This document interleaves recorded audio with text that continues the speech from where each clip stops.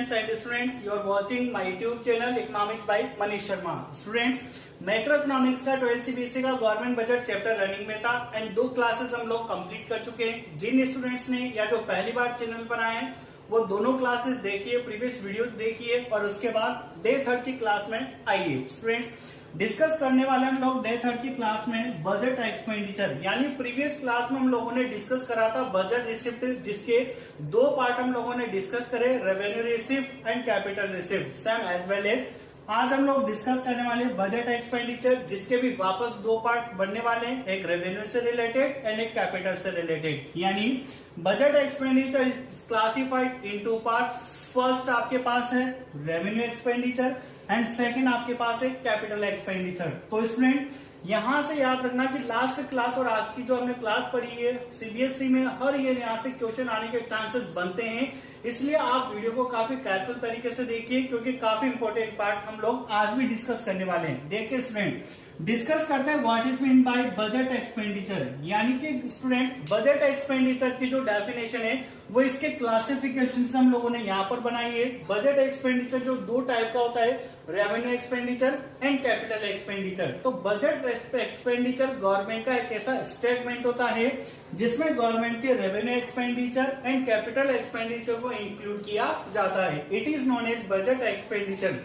अगर legal definition की अगर अपन बात करते हैं तो it refers to an statement which is showing estimate revenue expenditure. यानी ये जो रेवेन्यू एक्सपेंडिचर है ये वाला पार्ट लिया है एंड एस्टिमेट कैपिटल एक्सपेंडिचर, ये कैपिटल एक्सपेंडिचर का पार्ट लिया है ऑफ द गवर्नमेंट। यानी बजट एक्सपेंडिचर गवर्नमेंट का एक ऐसा एक्सपेंडिचर होता है या एक ऐसा स्टेटमेंट होता है जो ये शो करता है कि गवर्नमेंट के एस्टिमेट रेवेन्यू एक्सपेंडिचर कितने हैं एंड गवर्नमेंट के एस्टिमेट कैपिटल एक्सपेंडिचर कितने हैं। It is known as budget expenditure. Repeat करते हैं, it refers to an statement which showing estimate revenue expenditure and estimate capital expenditure of the government. It is known as budget expenditure. इसे budget expenditure कहा जाता है। अब देखिए दोस्तों, जो बजट एक्सपेंडिचर है इस 2 पार्ट में डिवाइड होता है। फर्स्ट हम लोग बात करेंगे रेवेन्यू एक्सपेंडिचर की एंड सेकंड हम लोग बात करने वाले हैं कैपिटल एक्सपेंडिचर की। समझते हैं दोस्तों कि रेवेन्यू एक्सपेंडिचर क्या होता है, कैपिटल एक्सपेंडिचर क्या होता है।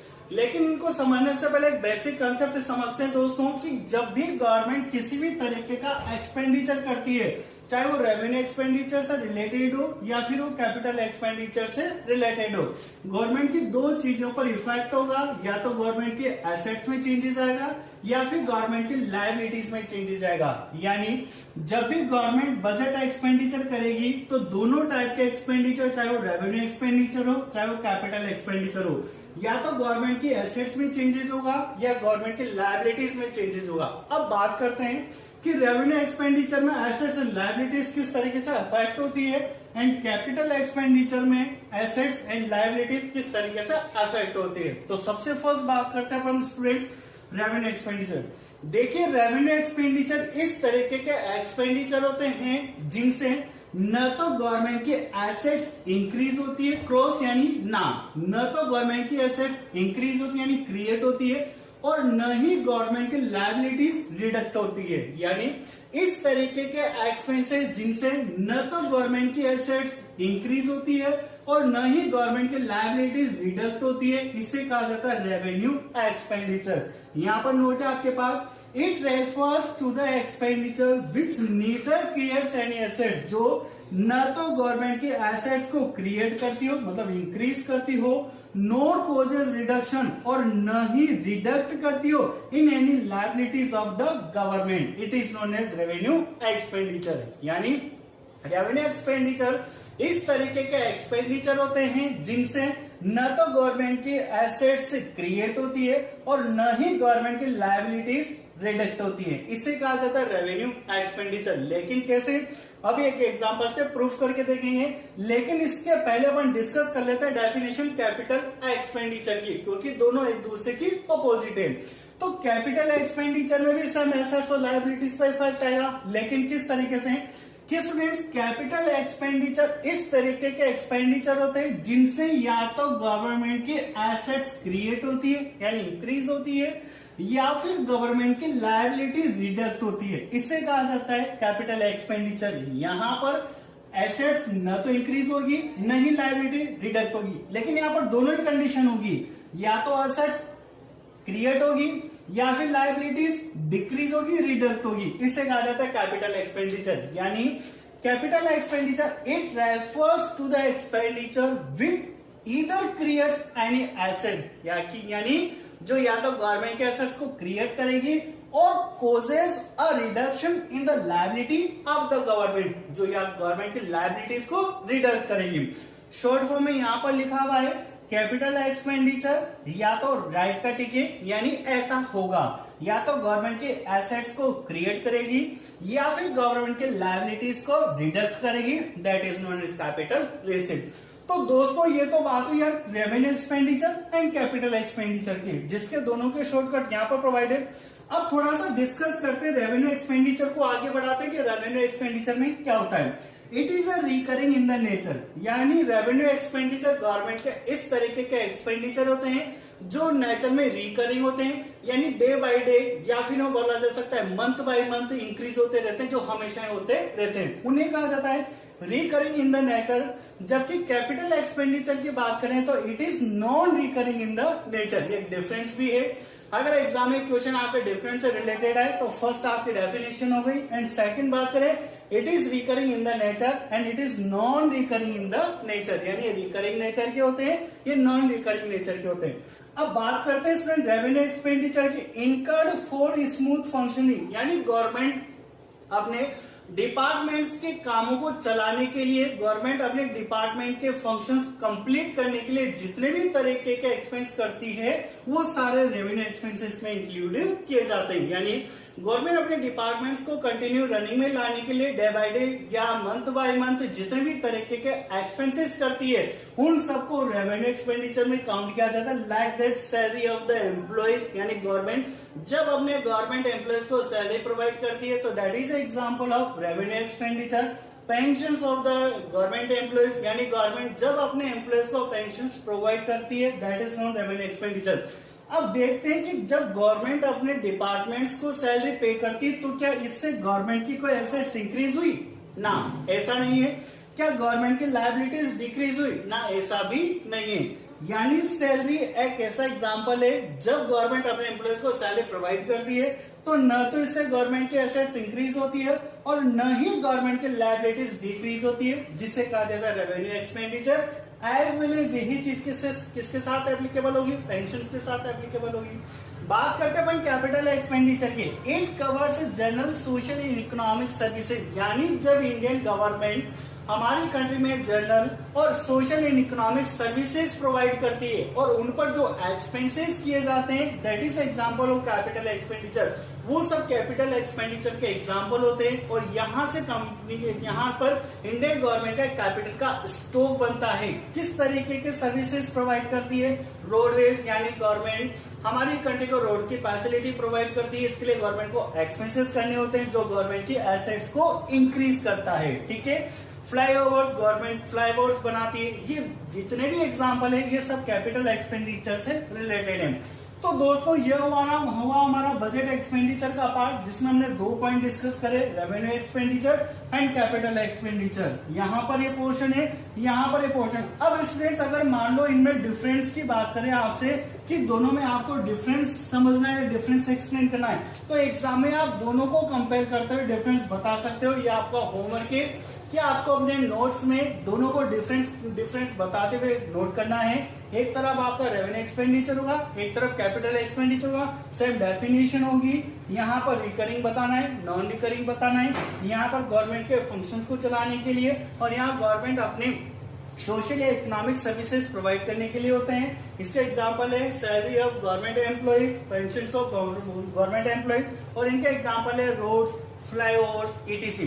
स्टूडेंट्स इसको कॉपी कीजिए। आप अपन टॉपिक को थोड़ा सा आगे बढ़ाते आते नए टॉपिक पर। छोटा टॉपिक है, जल्दी कंप्लीट हो जाएगा, और टॉपिक आने वाला है आपके पास बजट डेफिसिट। तब तक आप इसको कॉपी कीजिए और मैं यहाँ विदिन 1 सेकेंड।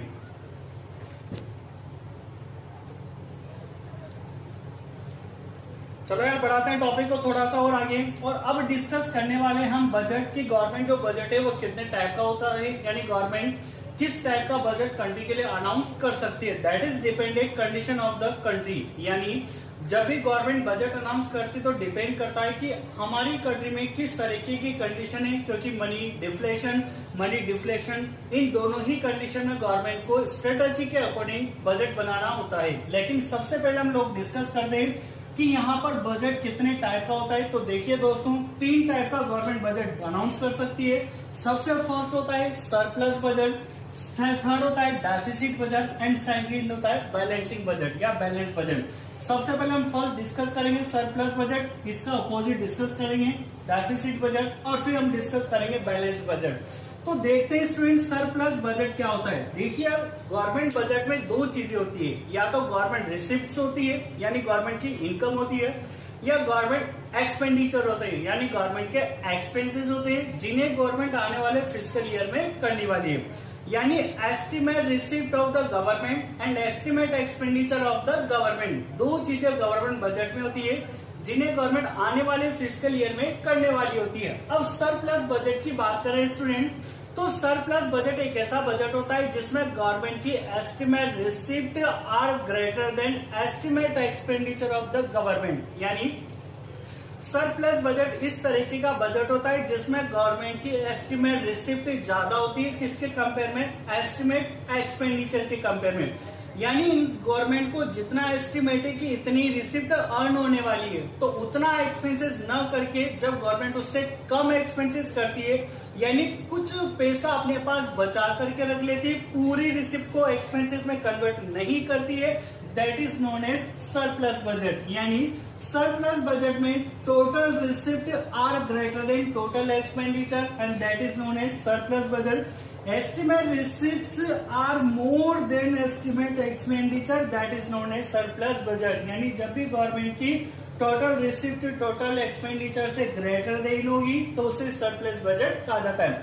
अब आ जाते हैं दोस्तों पॉइंट नंबर 3 पर, जिसे हमने नाम दिया डेफिसिट बजट। यानी अब आप खुद ही समझ गए, डेफिसिट बजट यानी गवर्नमेंट की जितनी एस्टिमेट रिसिप्ट होती है, गवर्नमेंट उससे ज्यादा एस्टिमेट एक्सपेंडिचर करने का प्लान बनाती है, जिसे कहा जाता है डेफिसिट बजट। यानी सिंपल सी बात है कि जब आप लोग अपनी इनकम जो आपने अर्न करिए कमाइए उससे ज्यादा अगर एक्सपेंसेस करते हो तो आपके लिए डेफिसिट की कंडीशन होती है। एज वेल एज यही गवर्नमेंट के साथ होता है, जब गवर्नमेंट अपनी एस्टिमेट रिसिप्ट से ज्यादा एस्टिमेट एक्सपेंडिचर करने का प्लान बनाती है तो that is non deficit budget. यानी डेफिसिट बजट में total receipt is less then total expenditure, यानी यहाँ पर टोटल रिसिप्ट टोटल एक्सपेंडिचर से कम होती है। Estimate receipt are less than estimate expenditure of the government, that is known as deficit budget. इसे डेफिसिट बजट कहा जाता है। अब तो आप समझ ही गए होंगे कि बैलेंस बजट क्या होता है। That mean total estimate expenditure of the government and estimate receipt of the government are equal to each other. यानी जब गवर्नमेंट की एस्टिमेट रिसिप्ट और एस्टिमेट एक्सपेंडिचर दोनों इक्वल होते हैं तो that is known as balanced budget. Total receipt are equal to total expenditure, यानी estimate receipt are equal to estimate expenditure, that is known as balanced budget. तो दोस्तों ये हुआ आपके बजट का टाइप जो हमने 3 तरीके का डिस्कस करा, surplus budget, deficit budget and balance budget. Surplus budget when total receipt of the government are greater than total expenditure of the government. Deficit budget when total receipt of the government are less than total expenditure of the government. And balance budget when total receipt of the government are equal to total expenditure of the government. अब थोड़ी सी basic चीज discuss करते हैं student, जैसे हमने last video में discuss किया था। अगर आप लोगों ने पुराना वीडियो देखा हुआ है तो वहां पर एक चीज हमने डिस्कस करी थी जो आपको आज की क्लास में रिपीट होने वाली है। स्टूडेंट 2 चीजें हमने डिस्कस करी थी कि एक तो इन्फ्लेशन की कंडीशन डिस्कस करी थी, एक डिफ्लेशन की कंडीशन डिस्कस करी थी। What is mean by inflation and what is mean by deflation. यहां से आपके एमसीक्यूज में यानी बेसिक से काफी इंपॉर्टेंट क्वेश्चन आ सकता है जो आपको खुद को ही समझना पड़ेगा अपनी स्किल के बिया पर और इस वीडियो को सुनने के बिया पर। देखिए स्टूडेंट, इन्फ्लेशन यानी अगर आपकी कंट्री में इन्फ्लेशन की कंडीशन है और आप इन्फ्लेशन का मीनिंग समझते हो, when aggregate demand of an economy are greater than aggregate supply of an economy. जब किसी भी इकोनॉमी की एग्रीगेट डिमांड एग्रीगेट सप्लाई के कंपेयर में ग्रेटर देन होती है, that is known as inflation. And जब एक इकोनॉमी की एग्रीगेट डिमांड एग्रीगेट सप्लाई के कंपेयर में लेस देन होती है, that is known as condition of deflation. यानी AD is greater than AS represent to condition of inflation and AD is less than AS is represent to condition of deflation. अब बात आती है कि suppose करें आपकी कंट्री में या हमारी कंट्री में इन्फ्लेशन या डिफ्लेशन की कंडीशन बनी हुई है, इस कंडीशन में गवर्नमेंट किस तरीके का बजट प्रिपेयर करेगी? गवर्नमेंट सरप्लस बजट बनाने वाली है, गवर्नमेंट डेफिसिट बजट बनाने वाली है या गवर्नमेंट बैलेंस बजट बनाने वाली है? तो देखिए यार दोस्तों, अगर सपोज करना कि गवर्नमेंट मनी इन्फ्लेशन या इन्फ्लेशन की कंडीशन है, अब इन्फ्लेशन की कंडीशन में होता क्या है कि एग्रीगेट डिमांड ज्यादा होती है हमारे कंट्री की पब्लिक की, किसके कंपेयर में? एग्रीगेट सप्लाई के कंपेयर में। यानी यहाँ पर डिमांड ज्यादा है पब्लिक की, और पब्लिक की डिमांड ज्यादा क्यों है? क्योंकि पब्लिक के पास इनकम ज्यादा है। गवर्नमेंट इस एग्रीगेट डिमांड को कम करने की कोशिश करेगी, और अगर गवर्नमेंट इस इनकम को कम करने की कोशिश करेगी तो गवर्नमेंट को सरप्लस बजट बनाना होगा, जिसके भी यहाँ पर गवर्नमेंट की रिसिप्ट ज्यादा होती है और एक्सपेंडिचर कम होते हैं। यानी गवर्नमेंट के पास जितनी टोटल रिसिप्ट आती है गवर्नमेंट उसका एक्सपेंसेस नहीं करती है, कुछ पैसा अपने पास बचा करके रख लेती है और कुछ पैसे को खर्च कर देती है। यानी मार्केट में इकोनॉमी में गवर्नमेंट ने सरप्लस बजट के थ्रू पैसा कम कर दिया, और जब गवर्नमेंट ने सरप्लस बजट के थ्रू पैसा कम कर दिया तो लोगों की जो परचेसिंग पावर है, लोगों की जो इनकम है वो भी डिक्रीज होगी, और अगर इनकम डिक्रीज होगी तो 100% एग्रीगेट डिमांड भी डिक्रीज होगी और एग्रीगेट सप्लाई के इक्वल आने के चांसेस बन जाएंगे, जिससे डिफ्लेशन की कंडीशन इन्फ्लेशन की कंडीशन कंट्रोल होगी। यानी कहने का मतलब ये स्टूडेंट्स कि अगर आपकी कंट्री में इन्फ्लेशन की कंडीशन है तो यहाँ पर गवर्नमेंट को सरप्लस बजट बनाना होगा। बात करते हैं डिफ्लेशन की कंडीशन की। अब डिफ्लेशन में क्या होगा कि aggregate demand is less then aggregate supply. अब यहाँ पर उल्टा होता है, यहाँ पर एग्रीगेट डिमांड कम होती है एग्रीगेट सप्लाई के कंपेयर में। यानी जितनी सप्लाई आपकी इकोनॉमी में होती है गुड्स एंड सर्विसेज की, उतनी डिमांड नहीं है। उसके पीछे रीजन ये कि पब्लिक की परचेसिंग पावर कम है, पब्लिक के पास इनकम कम है। तो गवर्नमेंट इस कंडीशन को कंट्रोल करने के लिए, यानी डिफ्लेशन की कंडीशन को कंट्रोल करने के लिए डेफिसिट बजट बनाएगी, जिसके अंदर गवर्नमेंट को जितनी एस्टिमेट रिसिप्ट अर्न होती है उससे ज्यादा गवर्नमेंट एक्सपेंडिचर करेगी। यानी पब्लिक के पास ज्यादा पैसा होगा, परचेसिंग पावर इंक्रीज होगी, डिमांड इंक्रीज होगी, और डिमांड इंक्रीज होकर एग्रीगेट सप्लाई के इक्वल आने के चांसेस बनेंगे, जिससे आपकी इकोनॉमी की डिफ्लेशन की कंडीशन कंट्रोल होगी। यानी कहने का मतलब इतना जो सब कुछ अपन ने एक्सप्लेन करा वो केवल एमसीक्यूज के फिल इन द ब्लैंक्स वाले क्वेश्चन के लिए डिस्कस करा।